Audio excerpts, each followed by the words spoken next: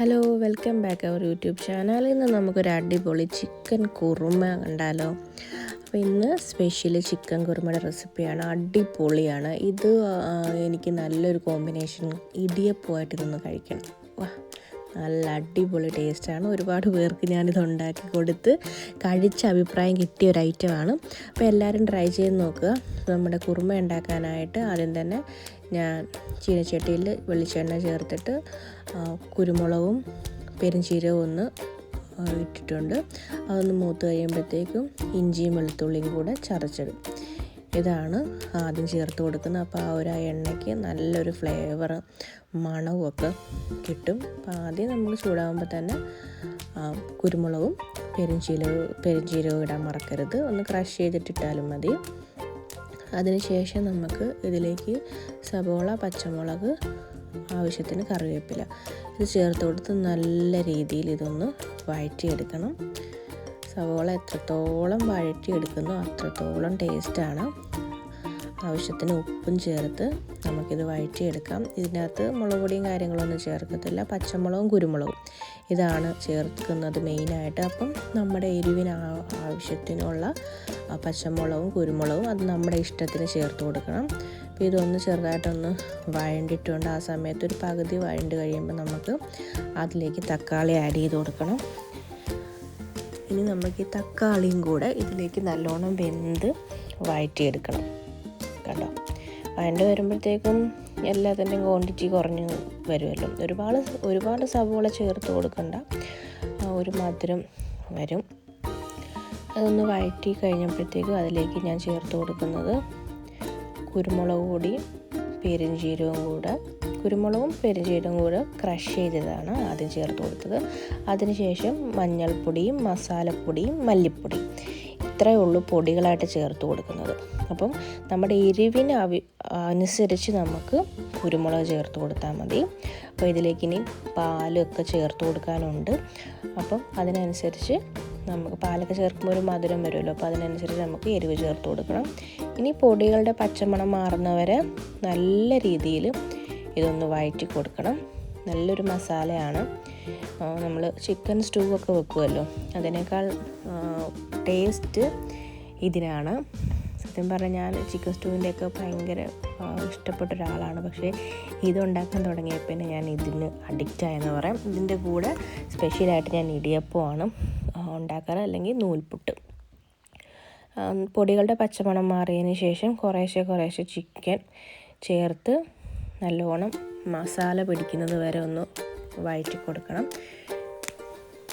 കണ്ടോ, നല്ല രീതിയിൽ ചിക്കൻ എല്ലായിടും മസാല പിടിക്കുന്ന രീതിയിൽ ഞാൻ വഴറ്റി യോജിപ്പിച്ച് കൊടുത്തിട്ടുണ്ട്. കണ്ടോ, നമുക്ക് ഫ്ലേവറിനായിട്ട് വെളുത്തുള്ളി ഇഞ്ചിയൊക്കെ ചതച്ച് ചേർക്കണമെന്നുണ്ടെങ്കിൽ ഇടയ്ക്ക് ചേർത്ത് കൊടുക്കുക. ഈ ടൈമിൽ ചേർക്കാം.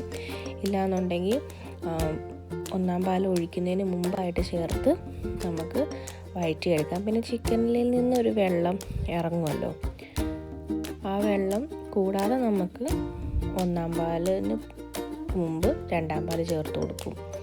അപ്പോൾ നമുക്ക് ഇപ്പം രണ്ടാം പാലാണ് ഞാൻ എടുത്തിരിക്കുന്നത്.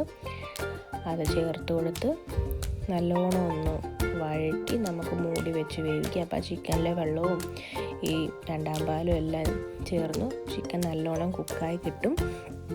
അതുപോലെ തന്നെ നമുക്ക് എത്രത്തോളം ഗ്രേവി ആവശ്യമാണോ അവിടെ കൊണ്ട് നമുക്ക് നിർത്തിയിട്ട് സ്റ്റോപ്പ് ചെയ്തിട്ട് നമുക്ക് രണ്ടാം പാൽ ചേർത്ത് ഇറക്കാവുന്നതാണ്. അപ്പം നല്ല രീതിയിൽ വെള്ളം ഉള്ളതുകൊണ്ട് തന്നെ ചിക്കൻ പെട്ടെന്ന് തന്നെ കുക്കായി കിട്ടും. പിന്നെ ചിക്കൻ അധികം വേവില്ലല്ലോ. നമുക്ക് ചിക്കനൊന്ന് നല്ല രീതിയിൽ വേവിച്ചെടുക്കണം.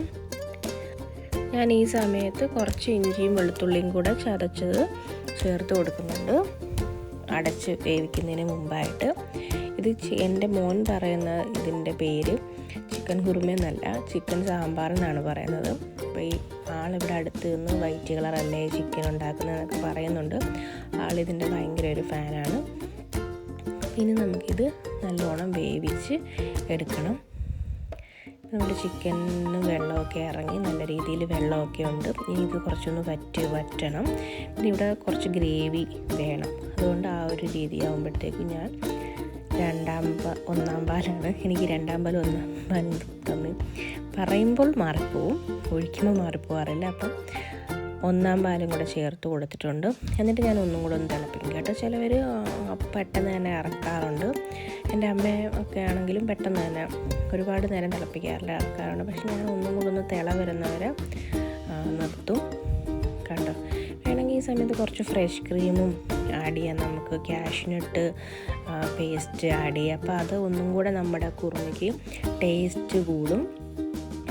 കണ്ടു, ഞാനതൊക്കെ ഇടയ്ക്ക് ചേർക്കാറുണ്ട്. ചിലപ്പോൾ കാഷ്നട്ട് പേസ്റ്റ് ചേർക്കാറുണ്ട്, ഇല്ലാന്നുണ്ടെങ്കിൽ ഫ്രഷ് ക്രീം ചേർക്കാറുണ്ട്, ചിലപ്പോൾ ഇത് രണ്ടും കൂടെ ചേർക്കാറുണ്ട്. അപ്പോഴൊക്കെ ഓരോ പ്രാവശ്യവും ഓരോ ടേസ്റ്റാണ് ഈ രീതിയിലൊക്കെ ഉണ്ടാക്കുമ്പോഴത്തേക്ക്. അപ്പോൾ ഇത്രയേ ഉള്ളൂ നമ്മുടെ ചിക്കൻ കുറുമ. അപ്പം ഇതിലേക്ക് നമുക്കൊന്ന് വറുത്ത് ചേർക്കണം, ഉള്ളിയൊക്കെ വറുത്ത് ചേർക്കണം. അതിനായിട്ട് ഒരു പാത്രത്തിൽ സെപ്പറേറ്റ് എണ്ണ ഒഴിച്ച് എണ്ണ ചൂടാകുമ്പോഴത്തേക്കും ചെറിയുള്ളി, ഞാൻ ഇച്ചിരി കൂടുതൽ ചെറിയുള്ളി എടുക്കും. അപ്പം നല്ലൊരു ടേസ്റ്റാണ് ഈ ചെറിയുള്ളി മൂപ്പിച്ചിടുമ്പോഴത്തേക്കും. അപ്പം ഞാൻ ചെറിയുള്ളിയും നമ്മുടെ ആവശ്യത്തിന് കറിവേപ്പിലയും കൂടെ ഇട്ട് നല്ലോണം മൂപ്പിച്ച് ഇതിലേക്ക് ചേർത്ത് കൊടുക്കാം.